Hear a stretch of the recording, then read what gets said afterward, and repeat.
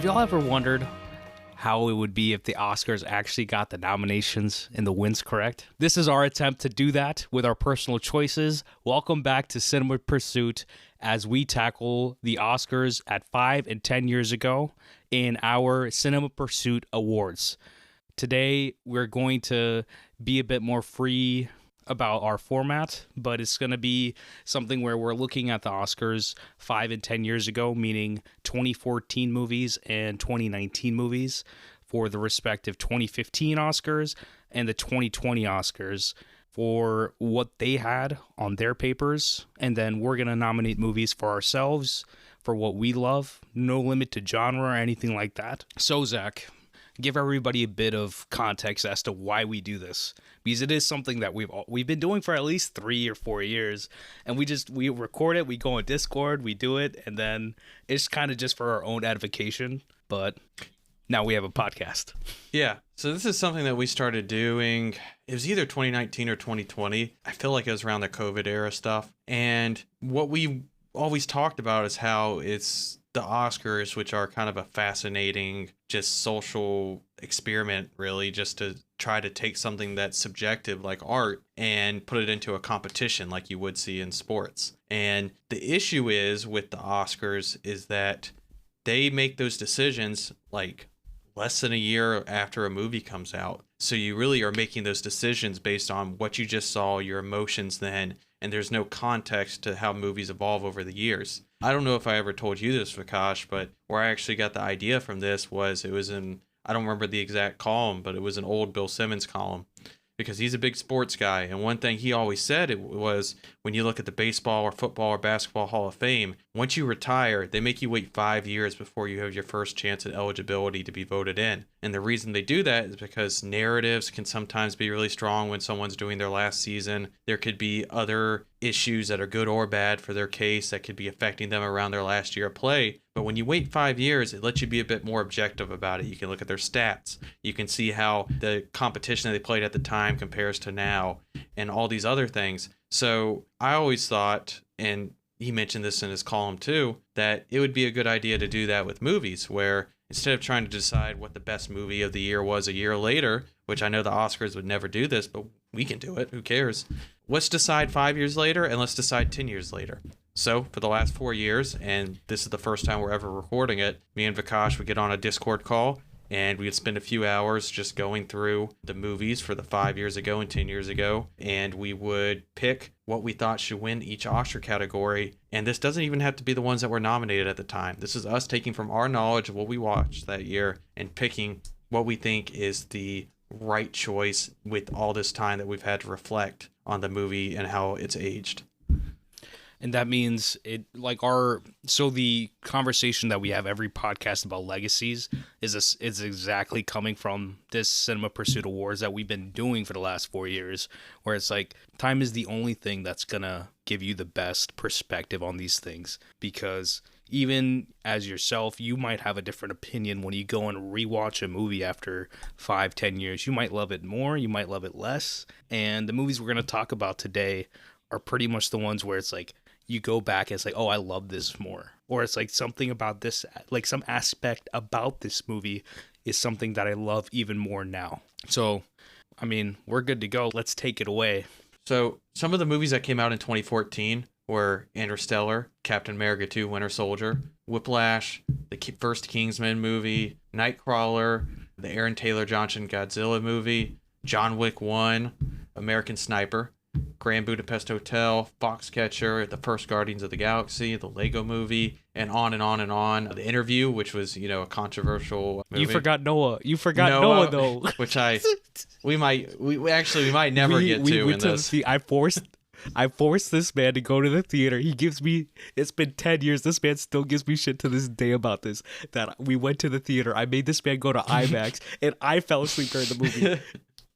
During the movie, and I took him to the movie, and the movie was not good. I remember I was so mad because I was actually kind of excited for this. I really like Russell Crowe, and I liked Aronofsky, and we went there, and because it was IMAX, and we were sitting pretty close up, half the movie was just close-up shots of the face. So I'm there looking up, and I just see the whole screen of just freaking, who was it? Emma Watson. Emma Watson's face is just the whole screen, and I'm just like, why am I in Anthony yeah, Hopkins. the whole movie, I mean, there's a little bit of action, but they're really talking most of the movie. And I'm just like, why am I in this theater watching this very bad movie on this probably $25 ticket? And 10 years later, the movie, like Darren Aronofsky, my opinions on this man have faded so hard.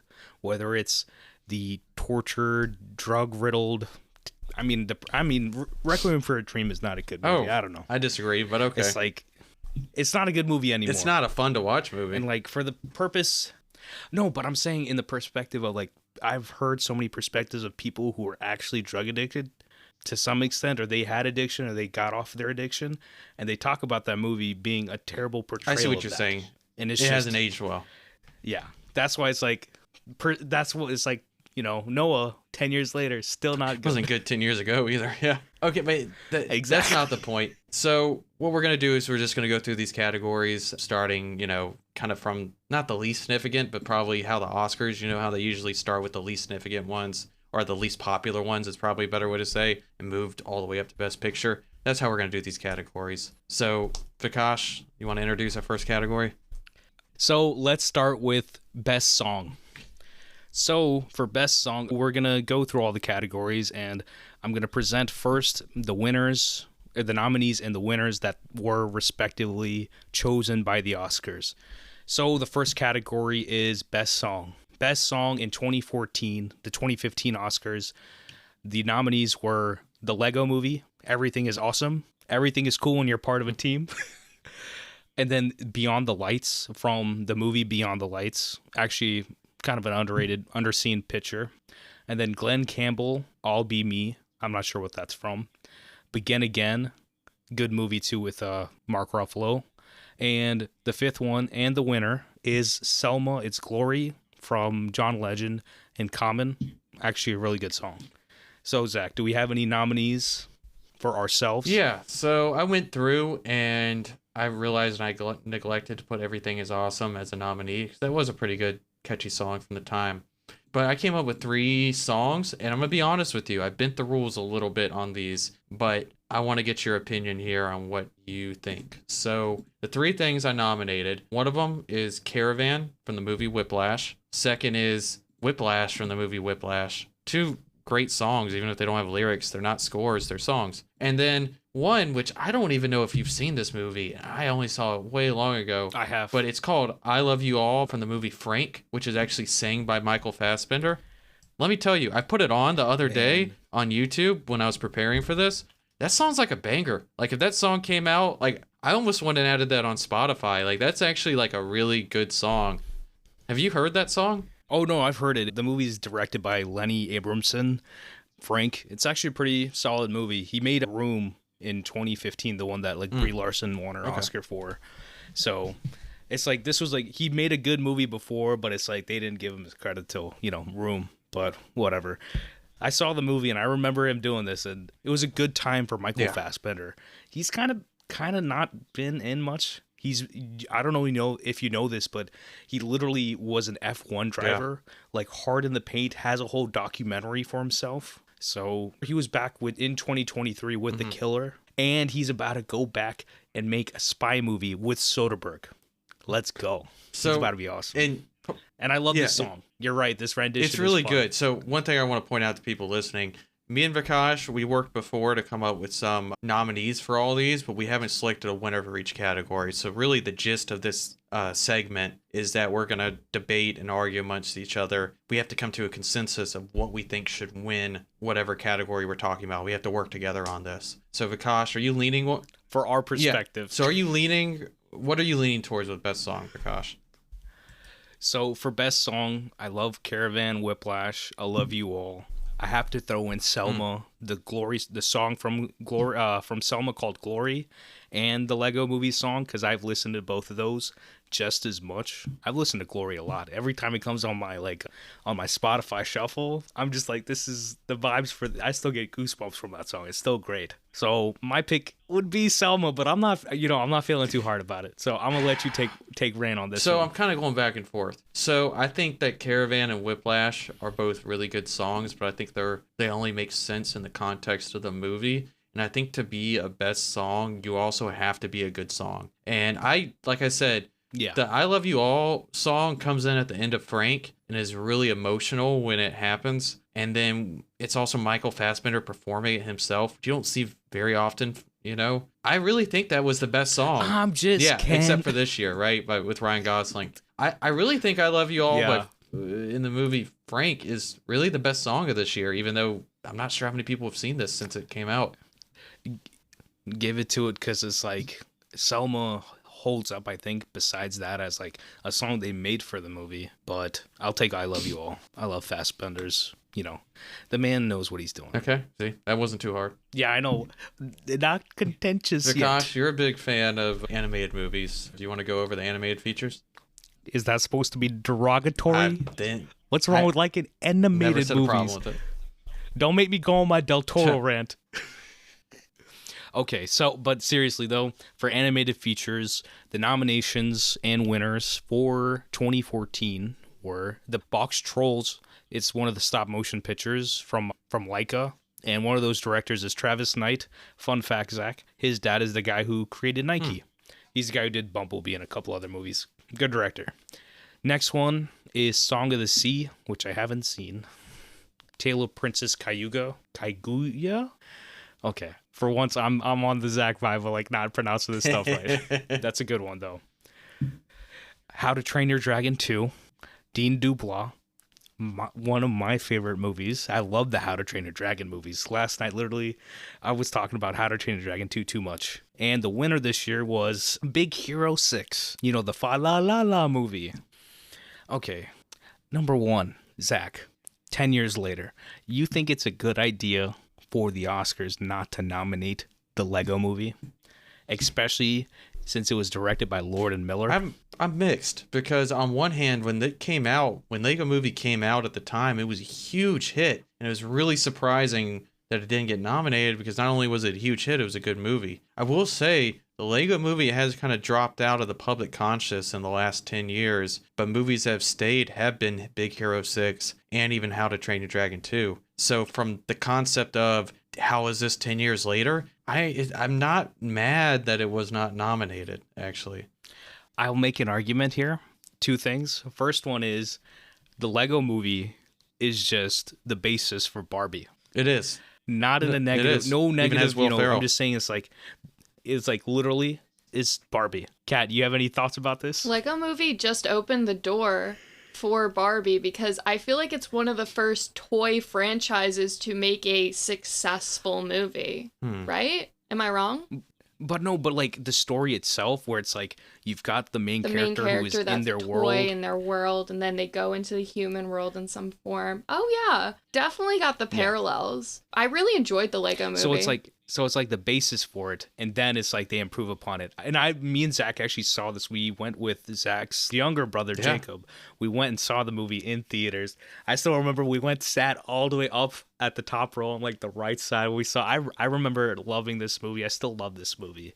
But you're right that it dropped out of the eye of the public. But my number 2 thing is that Lord and Miller with like Into the Spider-Verse or all the stuff that they're pretty much helping produce at Sony Animation, among other stuff, they've been at the forefront of the public. So it's like, it's still a fumble on their end. It really is. And they literally at the Oscars, they had them handing out, the Lego Oscars and all this stuff. And it looks so bad that they didn't nominate a fantastic movie. So our nominations for Best Animated Feature Film are Big Hero 6, Lego Movie, and How to Train Your Dragon 2. And Big Hero 6, I do love that movie. I think it's, San Fran, Tokyo, and everything in between. I even had I think it was a few years afterwards, I was in an OChem class, and it was Halloween, and my teacher came dressed as one of the girls in the movie. So it's like, the love is there for Big Hero 6. I'm going to argue How to Train Your Dragon 2. I literally went with 8 grown Indian men to go watch that movie, and we all loved that movie. Kate Blanchett, come on, playing the Mama Dragon, come on, she's so good in that movie. But it's Gerard Butler who comes in for the MVP. We're gonna talk about this, Cat, one day. I'm not too strong on any of these animated movies this year, so I'm willing to go with what your viewpoint is. So if you want to give it to How to Train Your Dragon 2, I'm okay with that. How to Train Your Dragon 2, which is weird because 10 years ago I would have gave it to Lego Movie. Yeah, me too. That's the whole point of this exercise. Give me thoughts. So my thought is actually, first off, How to Train Your Dragon 2. I loved How to Train Your Dragon. I had a birthday party themed after it. How to Train Your Dragon 2 was my favorite movie actively that year, animated wise, but I don't find myself rewatching it as much as Big Hero 6. I showed Big Hero 6 to Zach in recent years, and he didn't see it when it came out. You know what he did see? He saw How to Train Your Dragon, and he fell asleep. He fell asleep. He saw the first one. He Was it saw the the first first or the one. No, second he saw one? the second one. Yeah. The second one, because that's when we started dating. You came to town, you fell asleep. Full disclosure, he had a sinus infection or And something. I just flew in with a sinus But all- infection. He did. But like seriously, like you gotta watch the first one. It's like me going to watch like Lord of the Rings, watching Two Towers, and I haven't seen The the first one, Fellowship. yeah. You're not gonna have context. No, for And sure. you need that context because How to Train Your Dragon, that trilogy is fantastic. Oh yeah. Okay. I would argue that How to Train Your Dragon is not as good as Big Hero 6 on a standalone, but the series itself is fantastic. So when you have it all together, you can't top it. Yeah. Plus, it's like, I mean, it definitely is a middle movie. It is a Dark Knight. It is a second movie. Two Towers middle movie. It is a second in movie. a good way. Not in a bad way. Because it's at all. like the drama that happens within the movie, especially for the main character, Hiccup. is just Hiccup. I got you. Fantastic stuff. Oh yeah. Okay. Love that series. Well, Okay. congrats to How to Train Your Dragon 2 for winning the Golden Pursuit for best And they're animated. literally shooting the live action one right now, Zach. And I don't know how it's gonna go. Dean Duplass, who directed the first the 3 movies, he's directing a live action version. You know the young girl from Last of Us. You know his daughter, Pedro Pascal's daughter, at the first episode. She's playing the girl that America Ferrera, a newly Oscar-nominated America Ferrera at that, yeah. is playing. And then I'm not sure who Hiccup is, but and Gerard Butler's back. I don't know how they're gonna pull it off, but I am excited to see that. Me and Zach have some thoughts about Barbie, but it's like we don't want to talk. I don't feel the need to talk bad about that movie because there's such a vile men have kind of ruined that conversation. They can't have substantive conversations about media, and that's our whole point here. But let's get into international best features. They say international film. I like that better than foreign language film. Which year did they kind change? of, Do you know belittling when they to changed from foreign language to international film? I feel like it was in the 2010s. No idea, but yeah, it definitely was. And it's like you're belittling so much film out there where it's like even India, from my perspective, puts out so many movies, and it's like they watch American movies. Everyone watches American movies, but we don't watch theirs, and that's still something after 10 years that we need to change. So, But the nominees and the winners are go ahead. well, I was just going to say before we get to international film, a lot of years me and Vikash are actually really good about watching some of these international films, especially the ones that do get the hype and the praise. This is one of the years where we really didn't. So I'm going to let Vikash do most of the talking about the international films, and we'll go from there. So go ahead. Okay. Then the nominees and the winners are Leviathan from Russia. Estonia had Tangerines. Mauritia, they had Timbuktu. Argentina had Wild Tales. And Poland, with the winner, was Ida. So I've seen Ida, fantastic movie. I've seen Leviathan, fantastic movie too. I haven't seen any of the other ones, but it's like, I think this conversation is always going to be something where it's like, there's a beauty of watching movies or anything in this world. You will never be able to get to every single movie, every single anything in this world. You just have to be content with, I might just never get to it. But it's like what you do get to, hopefully you have, a good relationship, a good love for that stuff. So it's like, it's good to be, choosy, but also try to, open it up and watch more stuff. And international movies is always something that needs to be watched. I'll just go into the nominations I do have. So I'm not sure if anybody has seen Triangle of Sadness, but the director Ruben Östlund had a movie called Force Majeure that they remade. The way back director Zach, they remade it with Will Ferrell and Julie Louis-Dreyfus. American version was not that. Yeah, nothing happened with that. It was lost. But the one that Ruben made, fantastic. It's actually really good. I really enjoy that movie. And it's not something I think the Oscars would typically nominate. And plus, it's really, the whole system is weird that each country gets to choose one movie and they just push that movie. And that we're coming off the heels of the Oscar nominations this week. And Anatomy of a Fall was not nominated by France because Justine Triet, the director, when she won an award, she had some choice words for Emmanuel Macron. I'll just say that. And that kind of didn't get her a nomination for international feature.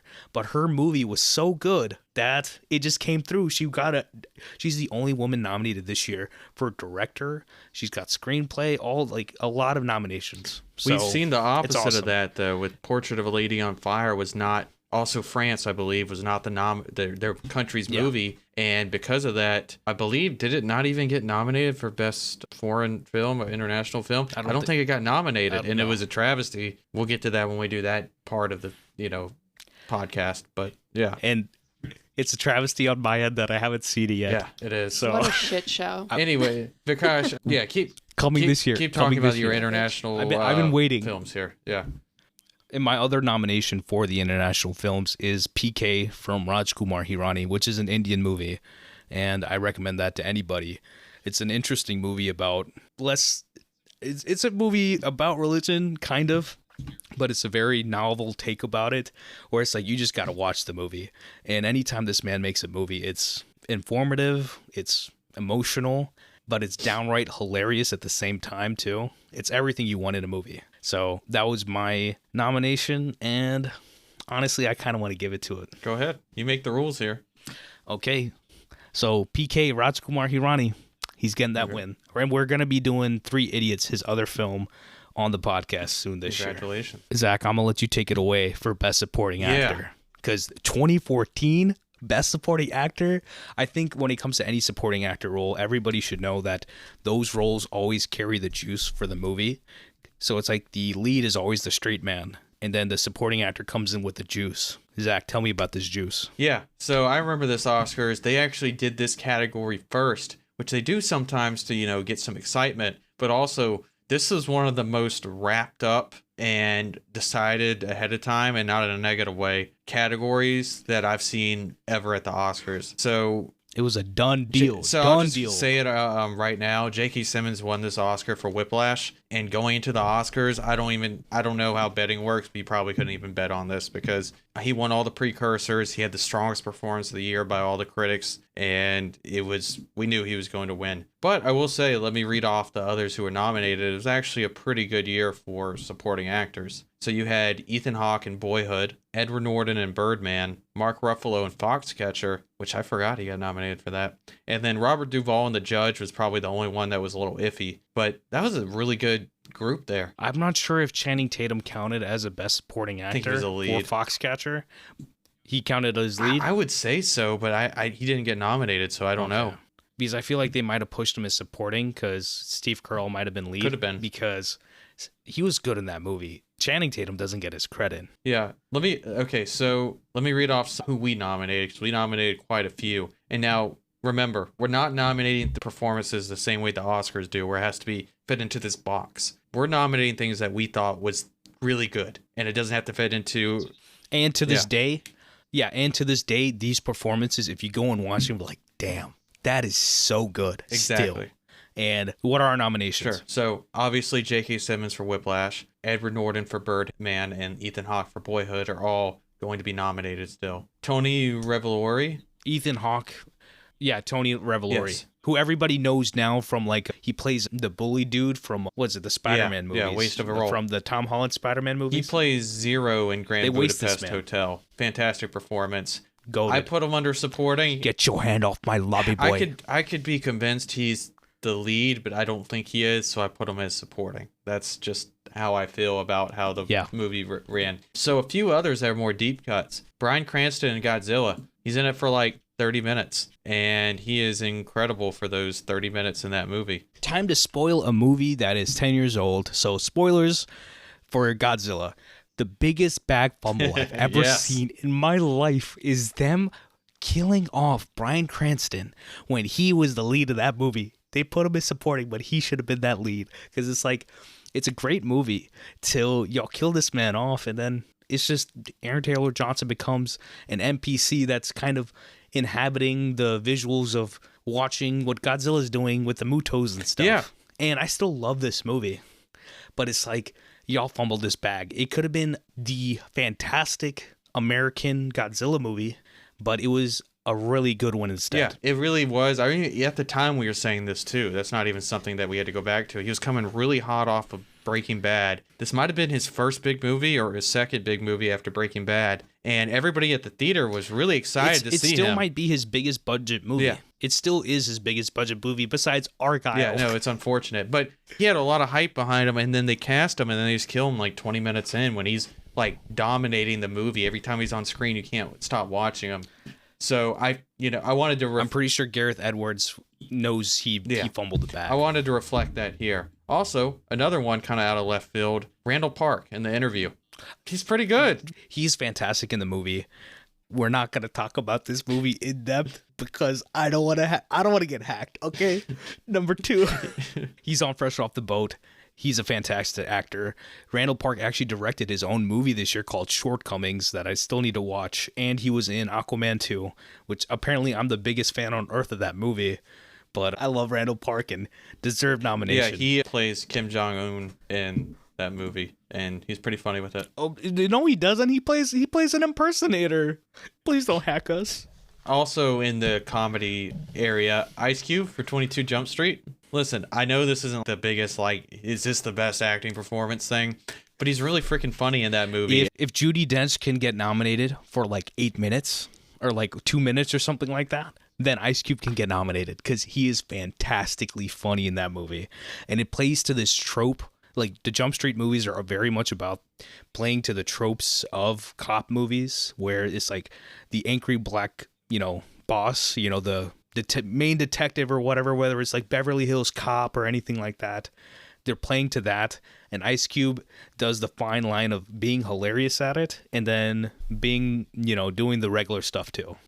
The scene in the, what do you call it, when he gets mad about Jonah Hill and it's like he's getting all the getting the peas and stuff, like, man, give me them green beans. Well, that's the best part right there. You're missing the best scene, the scene where he goes and he finds out that Jonah Hill is dating his daughter, and you just see the look on his face as his face just starts to, like, you know how he has that like kind of pit bull, just mad face. He just starts to drop, and he's that deserves an asking award. The most Ice Cube is the most pit bull looking human being. Not to be like racist or anything. He's just like, how in Parks and Rec they have the episode where they like put faces to everybody's, like a dog to everybody. That's his dog. Exactly.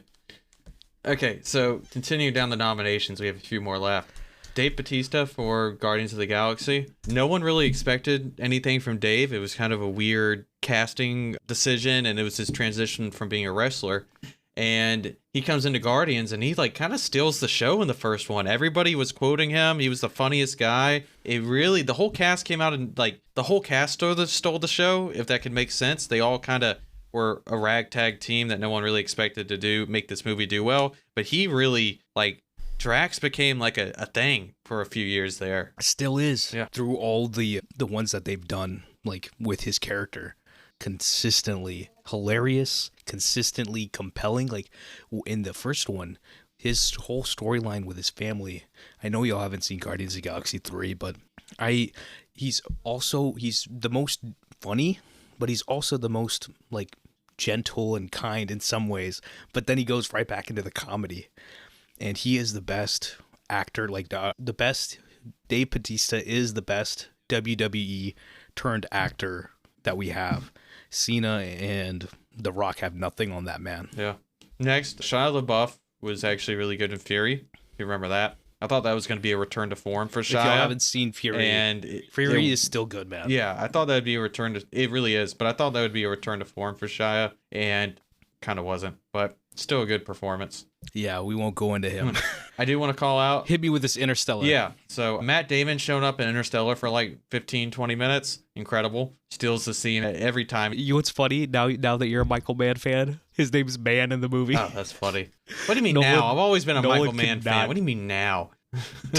But You weren't in 2014. the way that Matt Damon, when he's in the ship, when it's starting to dock, and he starts giving this like heroic speech about how like great men have to face great time, hard times or whatever, and then it just cuts in the middle of it, and it just blows up. That is, only half that scene is him, but it's just such a good scene, and it makes I think about that all the time.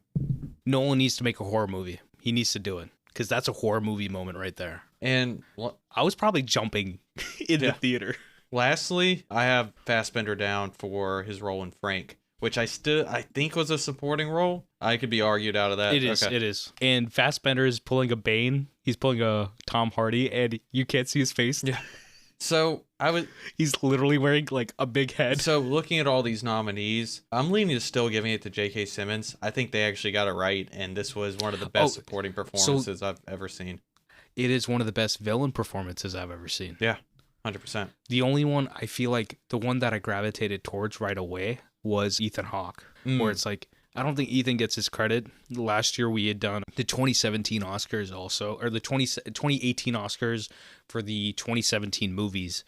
And when we talked about it, like Ethan Hawke was on our list, and I'm pretty sure he got at least nominated if he didn't win Best Leading for that year for First Reformed. Oh, yeah. First Reformed. He's fantastic in that. Yeah. I think he's underutilized still.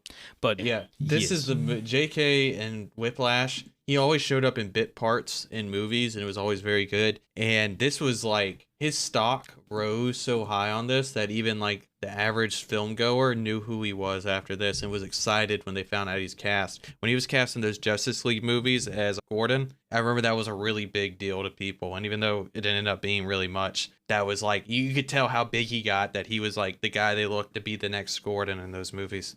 They still stole, Batgirl didn't come out, but he was the Gordon in that movie. It would have been, he's a great actor, and I've been watching him since I was a kid. Everybody has, with Spider-Man, but he would always he still shows up in comedy shows, whether it's like Brooklyn Nine-Nine or like weird stuff like Men at Work on TBS, which no one has seen, but it's like he would always show up, go 100. He'd be the best actor on that set and just leave. And he's still that to this day, but it's like, in 10 years, I don't think he's hit this again. He has this great show called Counterpart that everybody should check out. If you love J.K. Simmons, there's multiple J.K. Simmonses in that show. Zach, hit me with the best supporting actress. So for the actresses, Bro, you out of pocket for these nominations. They're good. I didn't look at this before. Bro, you out of pocket they're with very this. good. And, one of them. We'll get to that. Okay. So the nominees that were actually nominated that year was Laura Dern for Wild, Keira Knightley for The Imitation Game. Probably won't hear that name come up much during this podcast. I love Keira Knightley. Yeah, I don't love Imitation Game, though. Emma Stone for Birdman and Meryl Streep for Into the Woods, which, like, really? Bro, what did we say? What did we say last time? If she's playing literally poop doo-doo, she will get nominated for it, okay? I want to know who this poop doo-doo guy is. I don't mean to punch down on Meryl. Meryl is one of the best actresses of all time for Americans, but it's like, y'all, like, she ain't doing much, and y'all still nominated her. It's like, y'all ain't doing this for Robert De Niro. Robert De Niro went like 46 years and just got nominated for an Oscar for Killers of the Flower Moon. Deservedly so.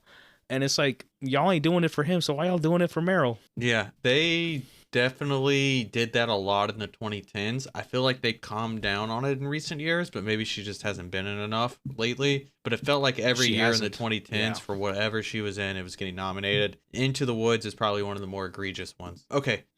I think the last great movie I saw her in was Doubt with Amy Adams. And that was Philip Seymour Hoffman too, right? Yeah. Yep. So let me read through who we have for our best supporting actresses, okay? This man. For Nightcrawler, I have Renee Russo. I got Emily Ratajkowski in Gone Girl for her 60 seconds of, Any this comments? Man. Emily is an interesting character if anybody follows her online. We all know that. I think her evolutionary is the great Julia Fox, who I much prefer, actually. Oh yeah, she'll be coming in the 2019. What's the next nom? That's the nicest I'm gonna be. I'll Saoirse Ronan. Just say it. The next one is Saoirse Ronan for Grand Budapest Hotel. she's really young in this, and she only has so much time, but you can already see the making of like a great actress, and she's framed so beautifully in the shots that she appears in. She was 17 Really? or 18. She's the same age as us pretty much. So it's like, that's why it's like, it's easy to tell. It's like, oh, she was our age. She was about 18 in Grand Budapest Hotel. The shot of her it's like a 2 shot of like Zero, Tony Revolori's character, and then her, and it's like the lights are going around her. Anybody who's seen Grand Budapest knows what I'm talking about. One of the best shots of all time. Yes, it really is. Probably one of the best shots in Wes Anderson's career. I did throw Emma Stone on the nominations as well for Birdman. I do think that was a really good performance. And lastly, I did also throw Emily Blunt for Edge of Tomorrow. Yes, sir. She's fantastic in Edge of Tomorrow. And she comes in hot, and she steals it from Tom. Tom is kind of just this, he's doing what Leo has been doing recently. He's kind of playing the dud. He's not really a hero. She's the hero. And her character in that movie is like Furiosa to me, is one of the best, women that we've had as a character from these big action movies. This is a sci-fi action movie, and I think Edge of Tomorrow still doesn't get its hype. That movie does not get old.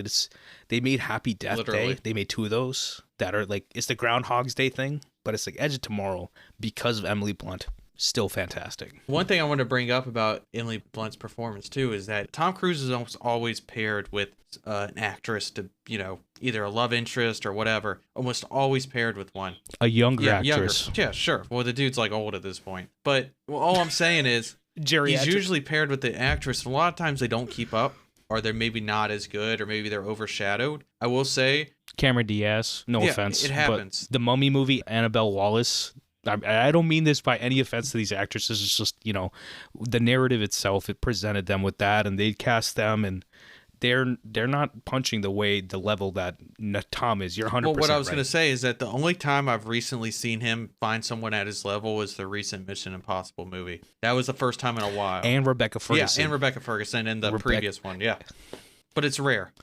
Previous too, like the interchange, like the conversation, the chemistry that they have together, Rebecca Ferguson and Tom Cruise have is something else. It's very romantic. It's almost noir film. Batman is like the Batman, like Zoe Kravitz and Robert Pattinson, like that level of like romance. I love it. So my instinct is to actually say Emily Blunt should be the winner in this category. Okay. Done and done. I think Emma Stone is her only competition for me in my head, but Emily Blunt is mine. Like if I'm gonna watch any of these movies, it's gonna be Edge of Tomorrow. I think what works against Emma Stone here is we've actually seen her do better, multiple years after this. So I would rather give it to Emily Blunt. But she's fantastic in this movie. She's fantastic. She is. Everybody's really good in this movie, in Birdman. But this was Emily Blunt's probably still her best role. I could be argued against, but I think this was her best role. Besides Sicario, I agree. Oh, Sicario. Yes, sorry. Yeah. Sicario is her best role. This would be her second best role. Yeah. I had to pull up the Rolodex, like the IMDb in my head real quick. No, I agree with that because, we'll get to the Oppenheimer nom in another podcast, but this was her second best role here, and I'm glad we're at least rewarding her. Vikash, talk to me about best score. Best score. Let's hit the nominations and the winners from the Oscars that year. The nominees are The Imitation Game, Alexandre Desplat for that. Hans Zimmer for one of the greatest scores ever put to film. That is, everybody's heard this. Interstellar. And then we have Gary Yersin for Mr. Turner, the Mike Leigh film, who, everybody knows. What's his name? Scabbers? Cat knows who I'm talking about. Oh, yeah, bro. The rat-looking man. So then we have Johan Johansson for Theory of Everything. That's his first nomination and a deserved nomination for that film. And the winner was the Grand Budapest Hotel for Alexandre Desplat. I got some feelings about this, Zach. What are your feelings about Alexandre Desplat winning? I think most years I would have been okay with this because I think Grand Budapest Hotel does have a fantastic score. It's just unfortunately, this is the Interstellar year, and I think the Interstellar score is one of the most significant scores of the 21st century. And it's not just us. It's like I could scroll through any app, Instagram, TikTok, whatever, and you will hear Interstellar out there, because even more than just being a fantastic score that I've listened to for literally probably tens of hours, it's got this emotional feeling that is palpable in multiple situations. So it's always going to have a life outside of the movie too. Who do we want to nominate besides Interstellar, which I feel like this is kind of a poor situation, but it's like, okay, let's hit the people. I promise you, Vikash and I will disagree more down the line. So, but this one, I think we're both in agreement here. But go ahead and read the nominees. So, Interstellar, Hans Zimmer. We have Justin Hurwitz for Whiplash. Outside of having, I feel like it might have been disqualified because it has the pieces like Caravan and Whiplash itself that are classic pieces that they play in like jazz bands, but his score outside of that is fantastic. And no one really got their true love besides J.K. Simmons for Whiplash this year for the Oscars, but Justin and a bunch of these people, they got their love afterwards for La La Land. So whatever. The next nomination is Antonio Sanchez for Birdman. The score for Birdman is fantastic, the drums, too. Man, so good. And oh yeah, it's like it just from the opening of it, just him just going on the drums. It feels it's jazz, man. Okay, Alexander Desplat for Grand Budapest Hotel. So it's like those are our 4 nominations. Zach, just hit me. It's Interstellar, and unfortunately, Grand Budapest Hotel, great score, but Interstellar, like we said, is probably the best score Hans Zimmer has ever done. It is, like you said, you still see it in social media, you see it used like in advertisements, you still see it pop up all over the place. You'll hear it. You can be at, a bookstore and hear it sometimes too. And I will say, like, just for me personally, I listen to that still to this day, and it gives me goosebumps. And that's, the pairing of the score with the film itself is just, is something I think it's else. really rare when you see a score that's able to penetrate the public conscience. And Interstellar was one of those rare scores that would, because even if you play the score to Grand Budapest Hotel to someone who is more of just the average film goer, they probably don't know what that is. But you play the Interstellar one, they'll perk up and they'll probably know what that's from. And that's really difficult to do. You know what the Oscars are terrible about? Giving people their credit for the work that they do, the hard work that they put in, that should be recognized. So this year, we're adding in best stunt work on a film. If the Oscars can't do it, Cinema Pursuit can do it, and we're going to do it better than them. Zach, hit me with these noms. Yeah. First off, I want to say just historically, the argument against best stunt work was a safety precaution. They were worried people would try to do harder and harder stunts to try to win this award. Recently, there has been a push from stunt coordinators and stunt actors to include this. Chad Stahelski, who directed John Wick. He was one of the guys who was pushing for this, I believe. They've been a push to add this to the Oscars, but, who knows where that'll go. But we want to represent it here because I think it's a fun category to do, at least hypothetically. So, what we have nominated for best stunt work: Guardians of the Galaxy, Captain America 2, John Wick 1, First Kingsman, Edge of Tomorrow, and Taken 3, which, stunt work wasn't bad. Everything else, I understand everybody has an issue with it. The only one I'm going to add is the Raid 2, Gareth Evans movie. Oh, this is the Raid year. Raid 1 is fantastic. Oh. Yeah, the second Raid. The second Raid came out this year. So it's like they're fantastic at what they do. And a couple of those guys ended up, working on John Wick 3, and it's awesome. It's so weird, Zach. This might be the only one we argue about. What here. are you leaning towards? Seriously, what do you think? Out of all, my problem is I love so many of these movies. But I was like, okay, I'm going to go action purely. The scene, the Freebird scene from Kingsman in the church. I know you're going to fight for that. No, actually, I think John Wick is it. Captain America 2, the stunt work is fantastic on that movie. And that might be the best stunt work in the entire, MCU besides maybe Shang-Chi. Yeah. No, it probably is. Edge of Tomorrow, great stunt work too. Yeah. But the Raid problem with 2. Captain America 2, Guardians of the Galaxy, and Edge of Tomorrow is their CGI kind of gets in the way of just the pure stunt work. I put them on here because they're doing great stunt work. True. But, movies like John Wick and Kingsman, which at least their CGI is a little more toned down or used sparsely, I would rather give it to something like that. Okay. I'd go John Wick or the Raid 2. I'm gonna give you rain on that because I love all these movies. Like John Wick 1, when it came out in 2014, I showed it to everybody. I was like the big proponent. Like, have y'all seen this movie yet? Y'all gotta go see this movie. I want to give it to John Wick unless you want to fight hard for the Raid. No, let's do it. John Wick 1, congrats on your award for best stunt work. Let's go. As much as John Wick has great stunt work, I really do think Kingsman has such great stunts, and the way that they do action is just so beautifully done that, like, I would argue that's my preferred stunt work. But there's a conversation to be had of like the mixture of like how you're shooting your movie. I think this Yeah. year is a very good like lesson as to all these movies of how you shoot your movies, how you shoot the action, what the story is, and the mix of all of it together. How does all that play? For sure. Because the camera work in all of these is so different. It is vastly different. I think Kingsman might have the best camera work. Yeah. John Wick has a lot of static work. There's not like, John Wick to John Wick 2, 3, and 4, the camera work is very different. And I really do like what Sella did with this movie, Jonathan Sella. John Wick was great, and I really did enjoy the action with that. I don't know. I think it's just more of a preference thing at that point. I think looking at stunt work as a category is just so cool, like, of a thought experiment, because of the variation. Like you said, there's so many different ways to do it and shoot it that you can debate anything, and there's no real right or wrong here. And it's the conversation of like Zach always brings, like, is it the most stunts that's going to get you an award,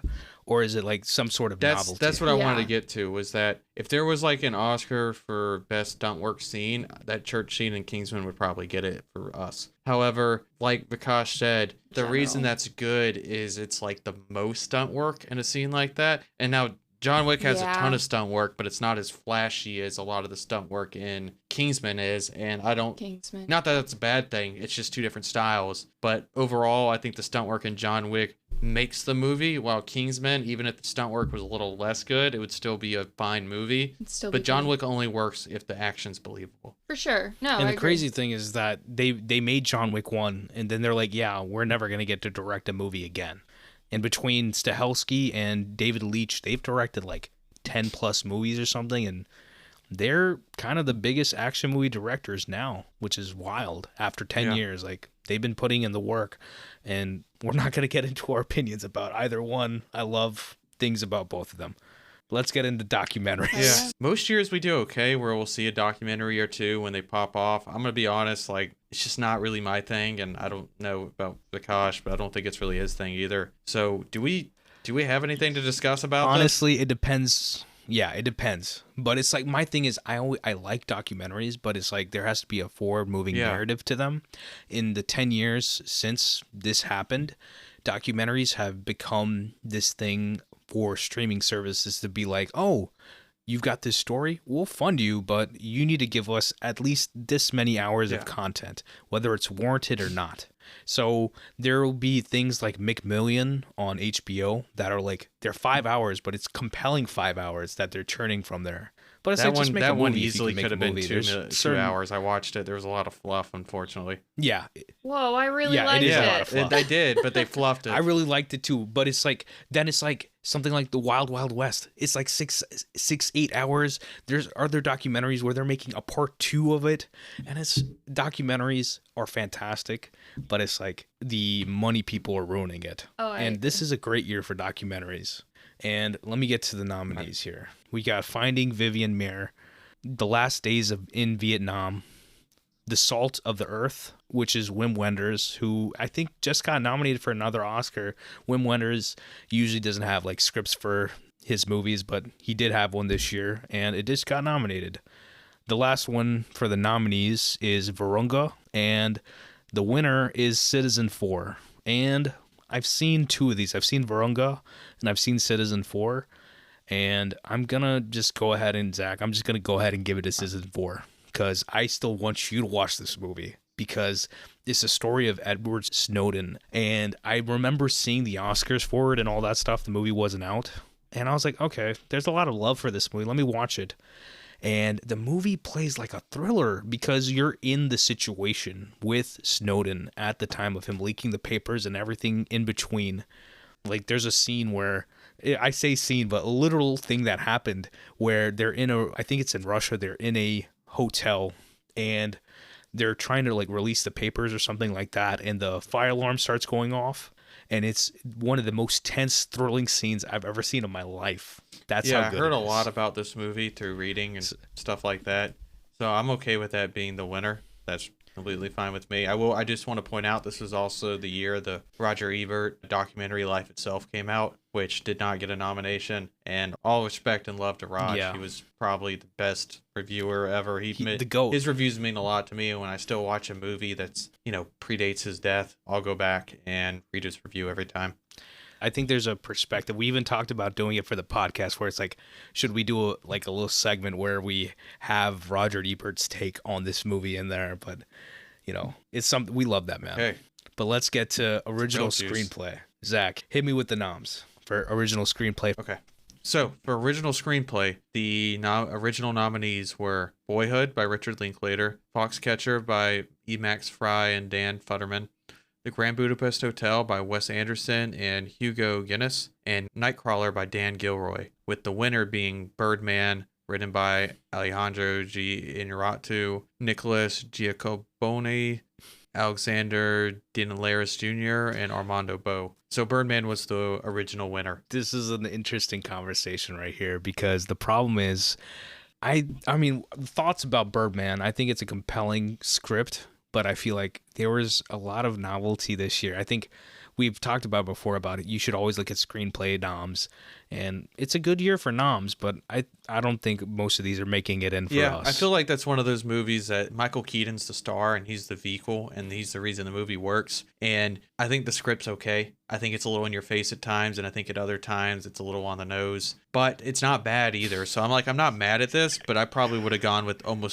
have gone with any of these other nominations: Boyhood, Foxcatcher, Budapest, and Nightcrawler. Birdman I would have done is any of those. It's like a fun art movie. Yeah, it's a fun art movie, but it's not like, the best movie in any sense. Do you want to hear what we have nominated for original screenplay? Yes, Okay. hit us with Some the of these are noms. going to overlap. Boyhood, Grand Budapest Hotel, Interstellar, Nightcrawler, Chef by Jon Favreau, and the movie Fury by David Ayer. I'm on the fence about this one, man. And it's a great list of movies right here. And my thing is, the only one I would argue against is Nightcrawler, low key. I think it is Dan Gilroy's best writing, though. He hasn't done much since, I'll tell you that. So where are you leaning? Because I have my personal notes. I have one bolded, and I'm actually not feeling that now. So I want to hear from you. What are you thinking? My thing is, when you have an original screenplay, it has to be something that's novel and something that, especially after 10 years, something you want to go back to, something that's compelling with the writing. And I think Chef is compelling. It's got some, very good pieces, but it's very, I wouldn't call it basic, but it's like, it's got a lot of love to it. But that being said, I'm going to say Grand Budapest Hotel, which is a little crazy for me, but it's like, that is Wes being Wes, and that's the most Wes thing that I loved. And that's my nomination because that's my favorite movie from him. Yeah, so you're having the same internal conflict I'm having, to where I have Grand Budapest Hotel bolded on my sheet. That's who I was going into this wanted. But the last second, I am looking at Chef, and even though it's a lot smaller of a movie, it is not only, it's wholesome, it's rewatchable, it's feel good. It does, Coda, who won Best Picture a few years ago, does everything that This is it better. does This everything is that better. Chef does, but Chef honestly does it better. And so it has you get the same feelings. And Chef is practically an action movie. I disagree. It's an action movie where it's like the cooking is okay. the action. Okay. That's the juice. And the juice is like consistently there. It's And it's like everything around that is facilitating such a great, father-son story. Saying all that, Grand Budapest Hotel is Wes's most successful movie. Screw it, Chef. Well, I'm Wes with Anderson's most successful movie is probably his most well-written movie, but I kind of with my heart. So my brain says, Grand Budapest, but my heart, and more importantly, my stomach says Chef. Kat, what's up? Chef. Load up the Cubanos. I have been- original screenplay. I have been bouncing in my seat this whole fucking time, dude. Okay, these are 2 of my 3 favorite movies of 2014, okay? And we all know I am a Wes girly, okay? I made a Wes Anderson Christmas movie. But, and Which like, is kind of happening now. the color palette of Grand Budapest is like my inspiration for life. If you look at me, I have pink hair, pink room, lots of floor, like, I got the pastels throughout my house too. Like, it's there. But Wait till we get to cinematography. yeah, dude, I have comments throughout this whole thing, clearly. But honestly, I find myself having more fun and more love for Chef. Chef is so beautifully done. It's so rewatchable. It's so wholesome. It inspires me to cook and make beautiful meals. It's got a great cast. And also, like, they loved the show, or they loved the movie so much that they created a show on Netflix called The Chef Show, where they do interviews, they share recipes. So good. They have, and the recipes are from both the movie and just different things that they want to share in general. And they're just talking the whole time. It's fantastic. I love it. So as much as I would want Grand Budapest, I would also go Chef. Screw it. Like, Zach and I are in the same position. Chef. And my thing is, we're gonna choose Chef, but my other like emotional movie from this year is Interstellar. Yeah. And I've seen Chef at least 6 times, if not more. I watched it like 5 times a year it came out, and I've seen it many times since. So it's 5+. In Interstellar, it's, you know, the relationship between, you know, the father and the daughter, McConaughey and his daughter, is fantastic. But Chef is like the more palatable. Yeah, the only thing that I'm hurts loving it. Interstellar here is the fact that Oppenheimer just came out and is Nolan's best written movie, probably. And, you know, that's not Interstellar's strongest point, it's its writing. That's all I'll say about that. But I like Chef. I think that's a good winner. It is for me. We're gonna Okay. talk about this one day. Let's go to adapted screenplay because the list is a lot smaller for what we're thinking here. So for adapted screenplay, the nominees originally were Whiplash by Damien Chazelle, Theory of Everything by Anthony McCartan, Inherent Vice by Paul Thomas Anderson, American Sniper by Jason Hall, and the winner was The Imitation Game by Graham Moore. Vikash, was this one of the last like Harvey Weinstein screw jobs, getting Imitation Game to win adapted screenplay? He I think produced so, that? but I'm going to check because we're gonna have to delete all this if I'm wrong. Then put it this way. I'm gonna say this, or you're fine. You don't have to check. Yeah, I he got a did. piece for it. Graham Moore is a good writer. Graham Moore just directed and wrote his own film called The Outfit with Dylan O'Brien, the amazing Mark Rylance, and Zoe Deutsch. The movie's good, simple, lean, good time. Everybody, if you like thrillers, go check out The Outfit. But I don't think that movie, I mean, I think the story itself of the man that it's about is, you know, Alan Turing is one of the most important stories to it, you know, like a queer story. And then on top of that, it's also a science story. So it's like, I've got a lot of love for that story itself, for what it means and what was done to that man and how important he was to literally history.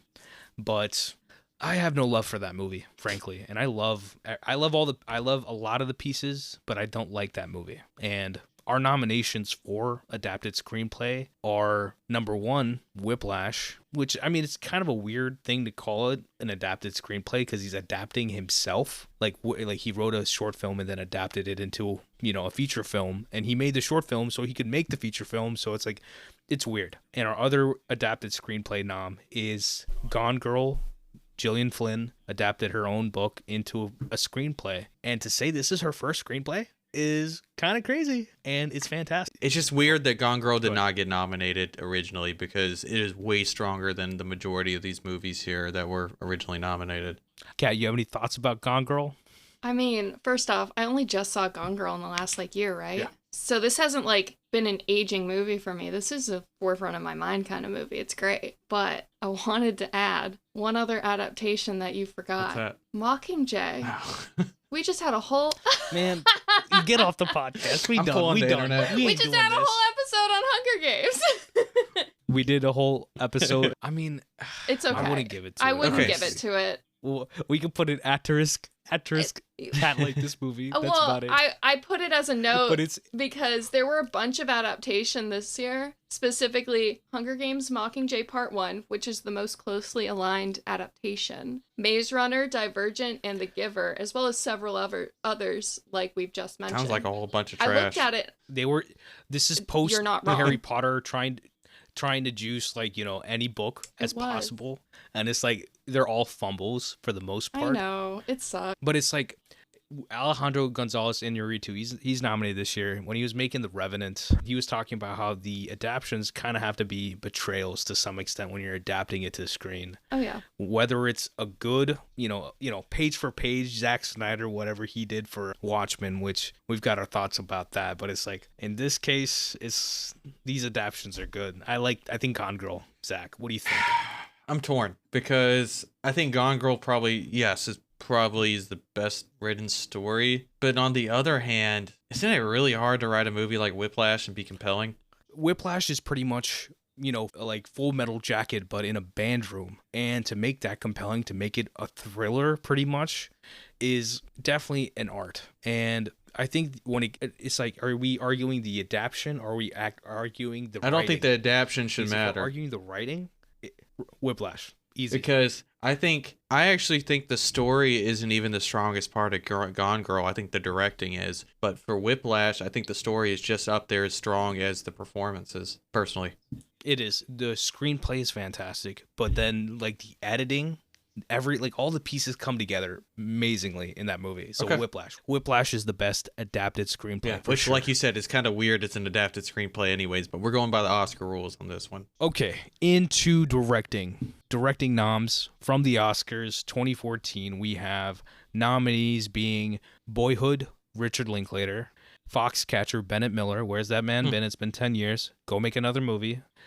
The Grand Budapest Hotel, Wes Anderson; The Imitation Game, Morton Tildum; and the winner being Alejandro Gonzalez Iñárritu for Birdman. Interesting time, I'll tell you that.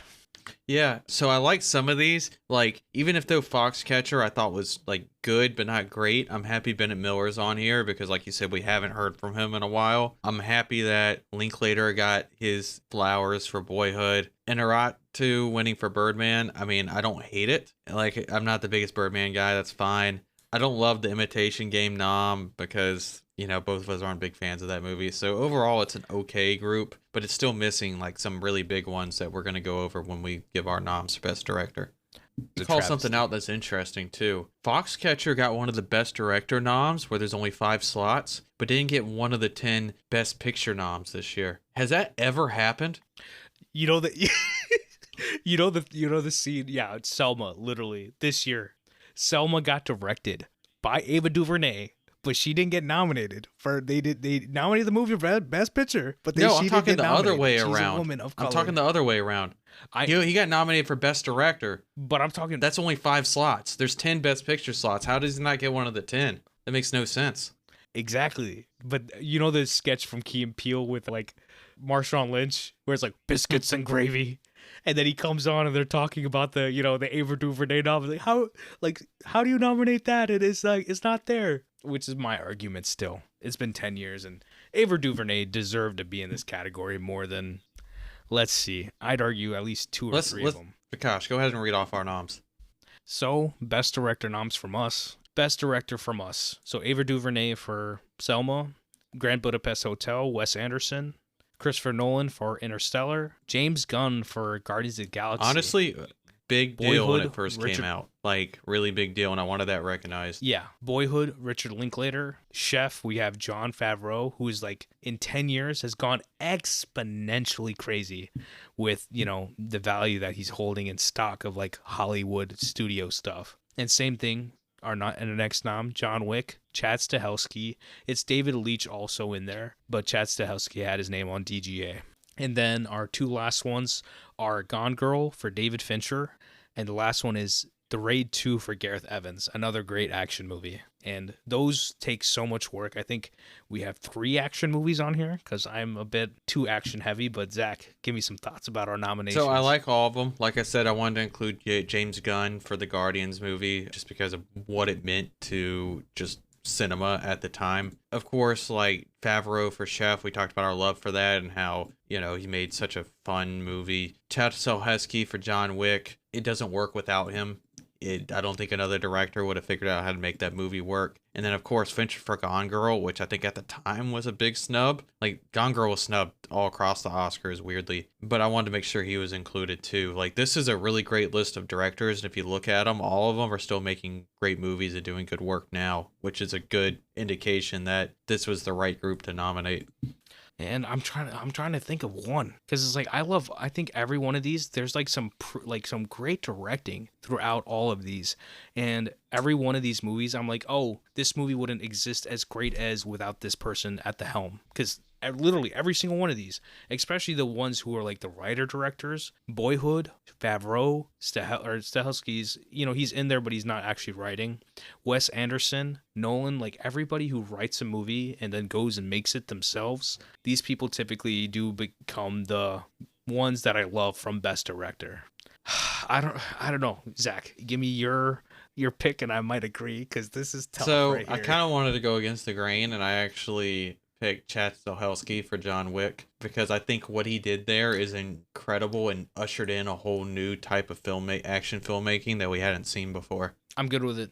That's the thing. Like, I love all these people, but Stahelski, I ride for Stahelski, and he just finished a 4th John Wick movie, and somehow it wasn't stale. It is like still compelling and somehow even better. So that's awesome. Yeah, I could be talked. Stahelski, it is. I could be talked into Wes Anderson or Nolan, because for Nolan, he's done better work, so I'm okay with not giving him Interstellar. Wes Anderson, I think this is his best work, but I still think he's doing a variation of what he's done before, and Stahelski invented, I feel like, a new style of action filmmaking, and I want that to be rewarded. Yeah. You ain't gonna hear me ever complain about it, because I think for our next category, like, it comes to cinematography, and this is obviously one for me where I'm always worried about visuals. Sometimes it's like we don't give acting enough credit to some extent, acting and dialogue, but it's like cinematography is always something you need. So the nominations for cinematography 2014 movies is Grand Budapest Hotel from Robert Yeoman, who is Wes Anderson's longtime, pretty much forever cinematographer. Ida from Lucas Zal, and I can't even say the other Polish name, but Lucas Zal is a fantastic DP. Everybody should look him up. Mr. Turner, Dick Pope, and then Unbroken for Roger Deakins. Zach, hit me with our nominations for this year. Sure. Oh, by the way, Birdman won for this year. Oh, yeah, I totally forgot. Emmanuel Lubezki for 2013, 14, and 15 won 3 consecutive cinematography awards for Gravity, Birdman, and then The Revenant. And then he dropped off the face of the earth. Zach, hit us with the nominations. Yeah, and I just want to say, at the time when Birdman won for this, I was actually really surprised, because I actually thought the cinematography of the movie was actually one of the weaker points. That's either here nor there. What's funny is, now that it's been 10 years, Deakins went and did 1917. And that is like the goated version of like a long tape movie. No one needs to ever do it again. Deakins already did it. He beat all of y'all to the, he's the best at it. He's always been the best. So go get another, gimmick for your movie. I think Charlie Work did it better. Charlie who? Charlie Work. The It's Always What are Sunny you talking episode. about, Willis? I agree. I think that is the best long shot. But I've seen 1917 can be ever second made. best. That's okay. Nah, my favorite is from Mr. Robot, season 3, episode 5 or 6. The whole episode's one shot, and it's the most thrilling thing ever. And they literally had to like take off all the advertisements on USA to just like show the episode in one shot. It's awesome. Cinematography noms, Zach, because we could go Yeah. on forever about this. Let me do this. So I just narrowed it down to 4: John Wick, Boyhood, Grand Budapest Hotel, Foxcatcher. What's your thoughts? And so Foxcatcher is shot by Greg Fraser, who I think after 10 years has one of the best resumes as a cinematographer now, because he did Killing Them Softly, and then he did Zero Dark 30, did Foxcatcher, but then he pulled out stuff like The Batman, Rogue One, Lion. He just did the creator like half work on there, and he just did Dune 1 and Dune Part 2 coming soon. The man is a fantastic DP, and I've been writing with him since like 2012. Grand Budapest, Robert Yeoman. This might be okay. We're gonna have this conversation. Is this Wes Anderson's best shot movie? Because it is for me. Yeah, it's not a debate. Because it's like I don't. This is like I said. It's like it's the most Wes Anderson thing. I think he's always flexed a lot like in recent years with some great visual work. But besides maybe Isle of Dogs, this is his best shot movie, right? I agree. I loved Isle of Dogs, but I don't know if I would count that. Well, it is stop motion. So if you want to get technical. But I mean, that's the thing. It's like the How to Train Your Dragon movies. Yeah.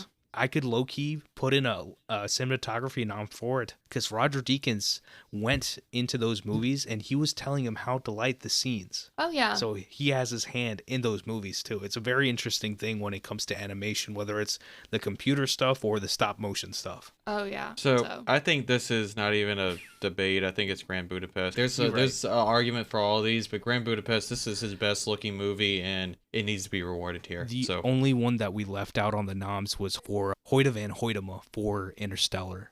You're right. That was a mistake. The IMAX, because after 10 years, we saw a lot of work with Wally Pfister and Nolan, and then those two, Hoyte coming hot off of Her with Spike Jonze, came onto this with Nolan. And I remember it being such a like weird thing that he didn't have his usual guy, but we loved Hoyte so much that we're like, oh, this is about to be something else. And they've done 4 movies together now, and it's some of the best work I've ever seen. Yeah, I think we're all in agreement here. Okay, so for costuming, the nominees originally were Inherent Vice, Into the Woods, Maleficent, and Mr. Turner. The winner was Grand Budapest Hotel. Do we have any thoughts on that really before I read the There's some very noms? interesting there's some very interesting people here. Colleen Atwood, kind of a goat in this industry. Jacqueline Duran, who I think she just got nominated for Barbie this year, and deservedly so. She's always got some fantastic costuming work. Costume work is always important, but hit us with the noms. The nominations are Grand Budapest Hotel, Frank, Foxcatcher, and Fury. I'm good with those. I think there's a lot of good costuming work.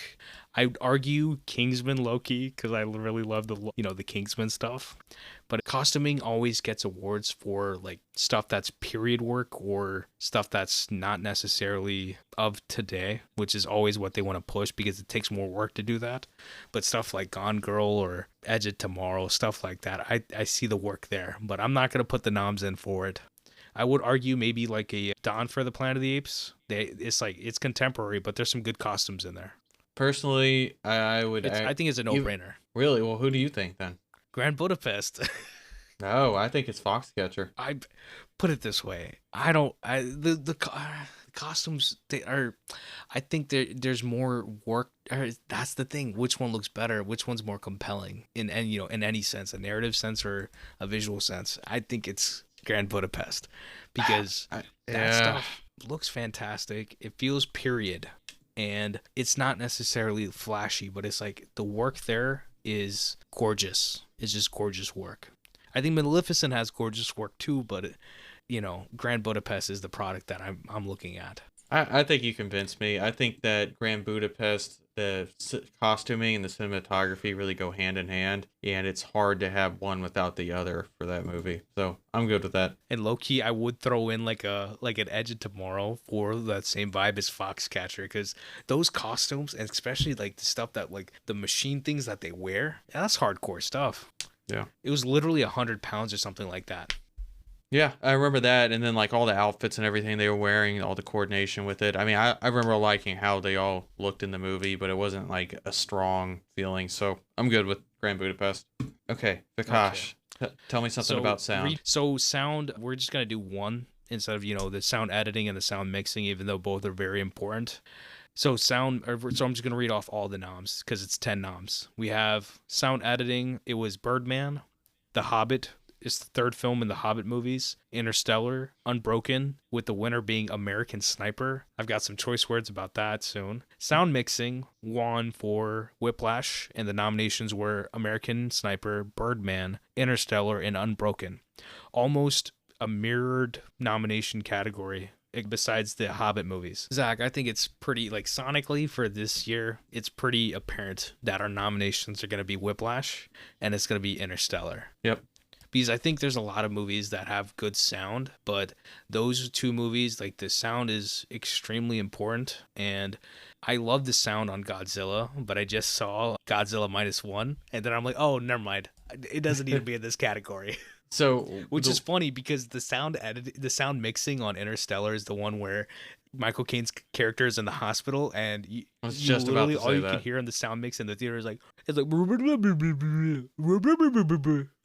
So, yeah, that's the funny part. I think Interstellar has actually the best sound of all these movies, even though the Michael Caine scene is a little iffy. I think that should be the winner. Give it to it. Give it to it. We don't even have to argue about it because it's like, I think Whiplash is a movie about music, which Damien Chazelle does a lot of that, but Interstellar comes through hard. Like that, like listen, like hearing that in IMAX was just something else. Okay, so makeup and hair is on next. We have nominations from the Oscars being Foxcatcher, Guardians of the Galaxy, The Grand Budapest Hotel, which was the winner for that year. So for makeup and hair, Zach, who do we have nominated? We have Nightcrawler, Grand Budapest Hotel, and Foxcatcher. I'm gonna add in Guardians of the Galaxy because Okay. I gotta say it. It's like I think all of these movies have a lot of good work. Bill Corso is actually on Instagram. B Corso, great follow. He has a lot of great makeup work, and it's usually the stuff where it's like, you know, someone's got some sort of thing on their face. Foxcatcher had Steve Carell wearing this, you know, oblong nose. But when it came to Guardians of the Galaxy, they had all sorts of characters, whether it's Gamora, all these other aliens that they're padding out the world with. And I think the makeup there was very compelling. I'm gonna give that my choice for the wins from the noms. I still think it's Grand Budapest because I think the costuming, the cinematography, and the makeup and hair all kind of go one in one to create the image of that movie. I'm gonna give it to you. I'm not even gonna argue about it because I think the work in Guardians, all three movies, is like very consistently they need it there. And I think Grand Budapest also has Tilda Swinton as the older woman, right? So I'm gonna give it to them. Yeah. And Tilda Swinton has done some crazy stuff with makeup. There's a movie where she's playing a man. Yep. Y'all haven't seen Suspiria, but yeah, she is. Next one is production design. Yep. Yeah. So that's a pretty big one, production I think. design. So for the nominations for the Oscars, they have The Imitation Game, Interstellar, Into the Woods, Mr. Turner, and the winner being Grand Budapest Hotel. A lot of great people nominated there.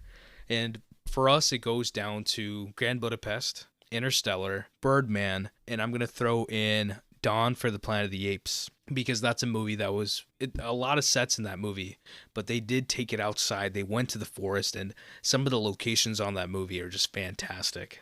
Yeah, I think the Oscars. Here, Zach? I think the Oscars got this right. I think Grand Budapest had the best production design. Like I said, the costuming, makeup and hair, production design, and cinematography all work together, and I think all of them need to be rewarded. And my problem is like Interstellar, like Nathan Crowley, who is like the longtime collaborator of Nolan, he did a fantastic job with this movie. The locations, the production on this movie, whether it's like the end of the film or anything in between, there's so many great locations. And then, you know, the scene in the Tesseract, like Nolan goes for practical a lot, and that's the best practical work I've seen. But I'm gonna give it to Grand Budapest too, because the work that they do, especially on the budget they do it at, fantastic. And it's like Wes Anderson knows how to make stuff that's simple, elegant, but it looks great visually. Yeah. Okay. Let's give it to it. All right. So the next one is visual effects. So the nominees for visual effects this year were Captain America, the Winter Soldier, Dawn of the Planet of the Apes, Guardians of the Galaxy, X-Men, Days of Future Past, and the winner was Interstellar. Is there much of a debate here? I know we do have some nominees. I would give it to Planet of the Apes because I think the work of Interstellar is fantastic, where it's like, I think the work just, you know, it doesn't look like there's any CGI in that movie, period. And that's kind of the goal of visual effects, but I've been a bit salty that Planet of the Apes never got a nomination, so I kind of want to throw it in there. No, let's just give it to Interstellar because I'm like, no, that's who I have too. I have Planet of the Apes. Then let's go Planet of the Apes. There we go, done. Because like Andy Serkis brought to life that movie. When they're talking, it is something else. That movie had me engrossed, and every time I watch it, it is one of the best like science fiction movies they've made in recent years from like a studio. Yeah, all three of these movies have some of the best use of visual effects integrated with having real people there that I have ever seen in a movie. And there's movies that come out even recently, aka Avatar 2, which I feel like actually does a worse job at doing this than Planet of the Apes did, which is incredible because it's an old movie at this point. It's 10 years old.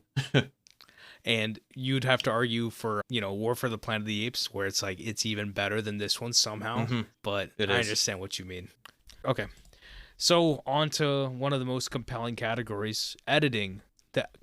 For editing that year were American Sniper, Boyhood, Grand Budapest Hotel, The Imitation Game, and the winner was Whiplash for Tom Cross. Huge win. Our nominations from that, the editing noms that we have are Whiplash, John Wick, Grand Budapest Hotel, Interstellar for like being a 2-hour, 49-minute movie. I love it goes by fast for me. But Zach, this is a no-brainer, isn't it? Yeah, it's Whiplash. They got it right.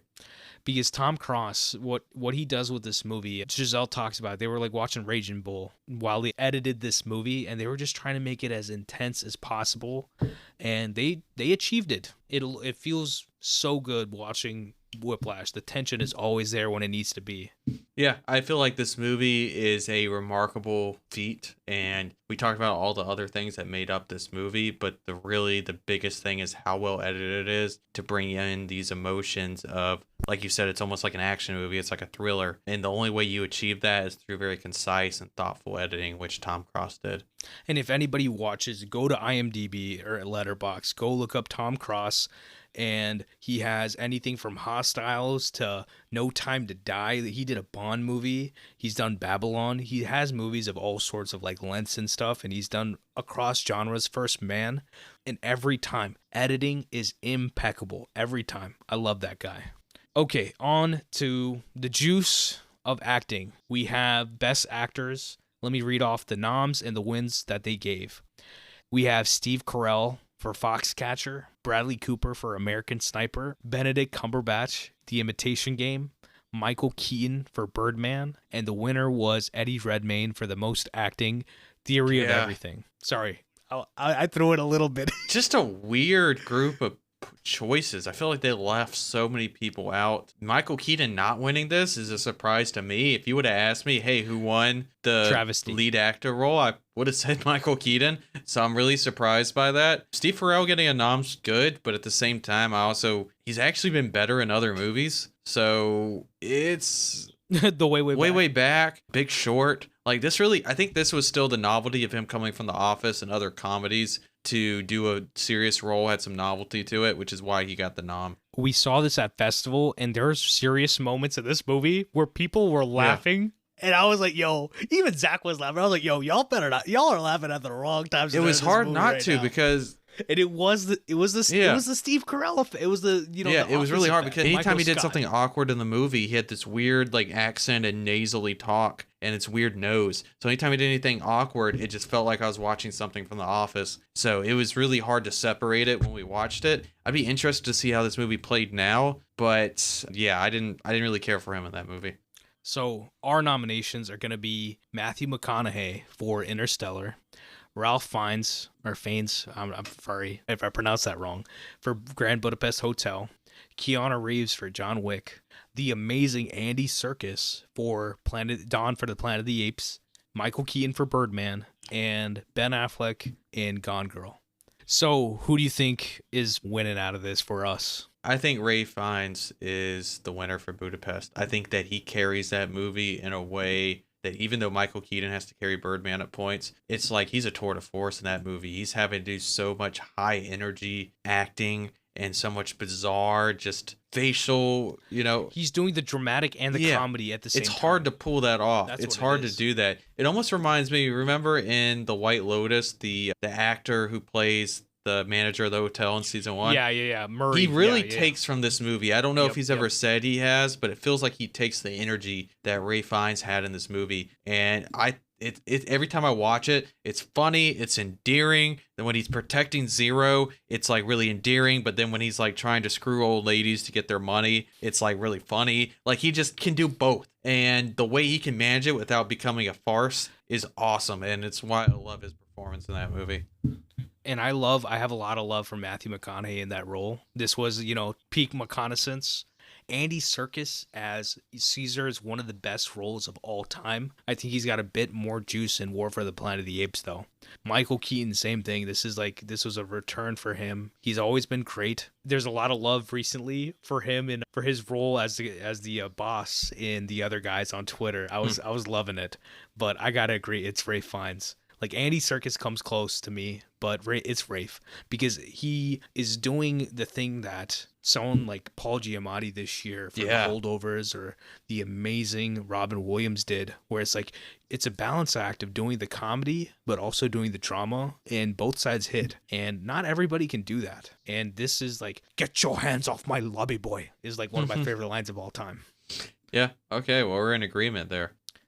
Oh yeah. So the actresses, Best Actress, we have the nominees from the Oscars being Marianne Cotillard for 2 Days, One Night, Felicity Jones for Theory of Everything, Rosamund Pike for Gone Girl, Reese Witherspoon for Wild, and the winner being Julianne Moore from Still Alice. Dang, man. Interesting.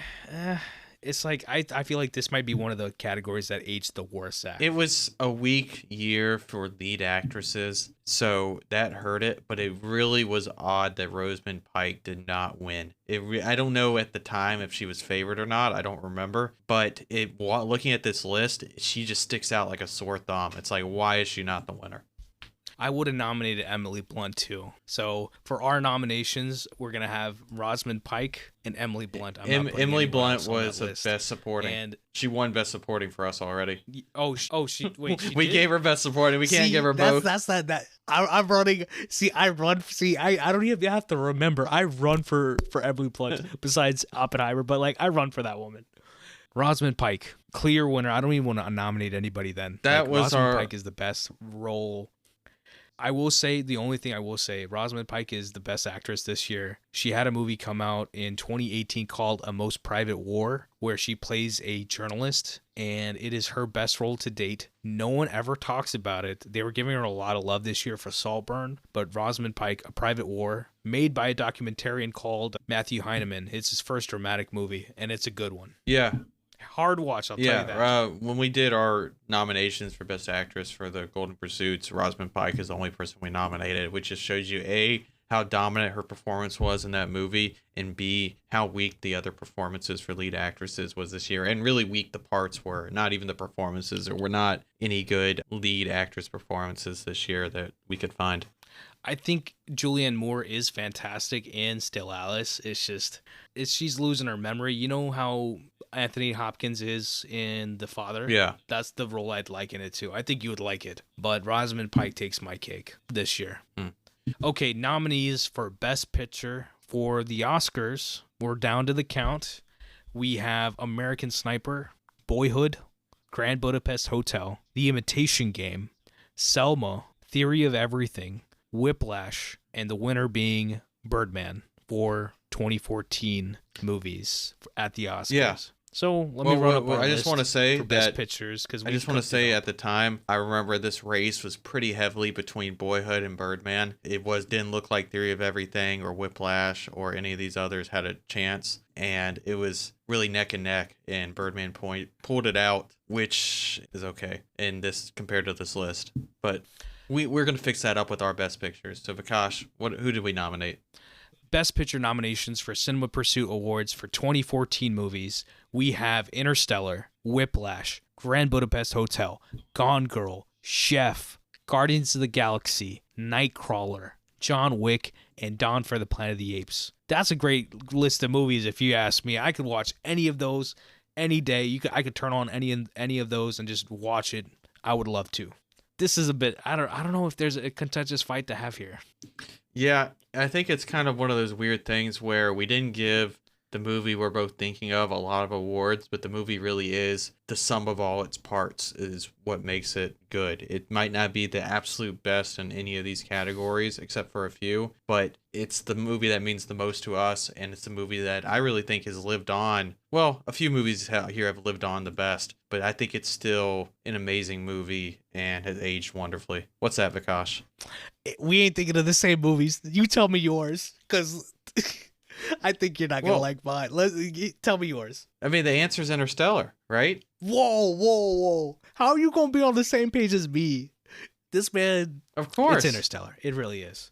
So when we saw Interstellar, we've said it on the podcast before, but it's worth noting again. When we saw 2014, when we went to go see Interstellar, it was just one of the greatest experiences of my life. And Whiplash is up there too. Guardians of the Galaxy is up there too. And I remember distinctly seeing all of these films, and they have great meaning to me, but Interstellar more than the rest of them. I would literally be sitting in class.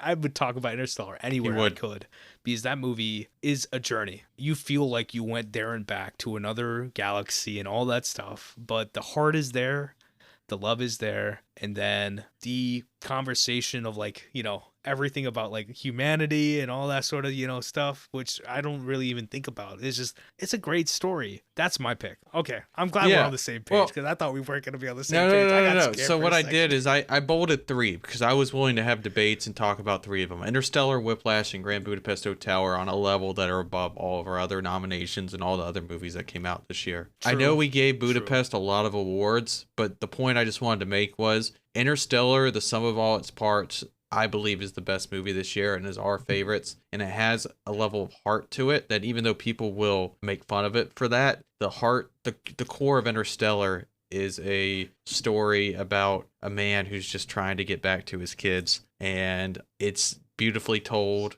It's a story of what a man will do for his kids, or a parent will do for their kids. And it's like, bro, literally going through like hell. He's going through water tsunamis. He's going to another galaxy through wormholes. Also, maybe the descendants that he's never going to know, never see, the people on Earth who aren't on Earth anymore because of him get to live. So it's like, there's a lot of story there that's compelling about Interstellar. I don't know. It hits this like Gladiator sort of like dad movie vibe for me, but it's really good.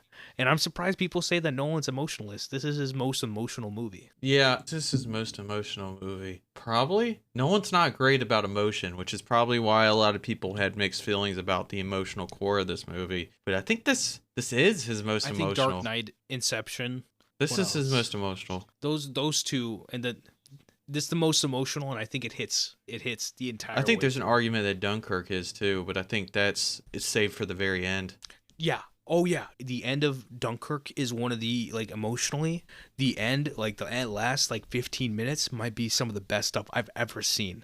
Whether it's, the intercutting of all the narratives, everybody's emotions, whether it's Tom Hardy's character on the beach, Cillian Murphy's character, the young kids that are on the train, everything hits. It's so well edited too. We'll get to but that's Dunkirk not the point of this. Congratulations to Interstellar for winning the first ever, recorded Golden Pursuit Award for Best Picture. Vikash, do you want to go through the noms again, or not the winners again, just to recap for the audience? Yes. Let me start from the top. So our winners for the Golden Pursuit Awards this year for 2014 are I Love You All from Frank, sang by Michael Fassbender for Best Song. For Best Animated Feature, we gave it to the amazing How to Train Your Dragon 2. International Film, from My Taste, PK from Rajkumar Hirani won. Best Supporting Actor is a no-brainer, J.K. Simmons. Best Supporting Actress was Emily Blunt in Edge of Tomorrow. The best score was from Hans Zimmer for Interstellar. Best Stunt Work was John Wick 1. Best Documentary, Citizen 4. Original Screenplay was Chef from Jon Favreau. Adapted Screenplay from Whiplash for Damien Chazelle. Best Director, Chad Stahelski for John Wick. Cinematography, Grand Budapest Hotel from Bob Yeoman. Costuming from Grand Budapest Hotel. Best Sound, Mixing and Editing for Interstellar. Makeup and Hair, Grand Budapest Hotel. Production Design, Grand Budapest Hotel. Visual Effects, Dawn for the Planet of the Apes. Editing for Whiplash from Tom Cross. Best Actor for Ralph Fiennes for Grand Budapest Hotel. Best Actress, Rosamund Pike for Gone Girl. And our Best Picture winner, as we said, is Interstellar from Christopher Nolan for this Golden Pursuit 2014. Great year for film. And it's not as, what do you think? This year, I think we put a lot of nostalgia to this year, but it's not as great as some other years that we've had recently, right? Yeah, no, this was a very top-heavy year. Like I said, those 3 I named before, Grand Budapest, Whiplash, and Interstellar, are awesome movies that are on my list of like the top movies of the 2010s. But the depth of the year is not where other years have been, like 2019, for instance, with, all the way from Ford versus Ferrari, Joker, all those type of movies. But it's still a great year. A lot of good movies came out this year, and the whole point of this experiment, or this process that we do, is just to give love to these movies that maybe didn't receive enough love from award shows 10 years ago, and to just say, hey, we're reevaluating we this. spent 10 years talking about these movies. And we talk about these movies all the time. So we were happy to talk about these today, and keep an eye out. We'll be doing the same for the 2019 Oscars. We always do 10 years ago and 5 years ago. Yeah, so we'll be hitting the 2019 movies for the 2020 Oscars for our next half of the Golden Pursuit Awards. And we chose 5 years and 10 years because it's just a solid number as to how do we feel after 5 years, how do we feel after 10 years, because these opinions do change.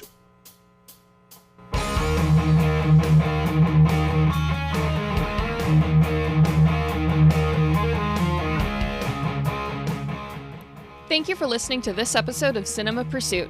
Cinema Pursuit is produced by Katie Nadell, Zach Nadell, and Vikas Patel. Special thanks to Cole Cooper for the intro and outro music. You can listen to Cinema Pursuit on Spotify, Apple Podcasts, and wherever else you may listen to podcasts. Follow us on TikTok, YouTube, and Instagram at Cinema Pursuit Podcast, Twitter or X at Cin Pursuit Pod, and check out our subreddit, r/Cinema Pursuit.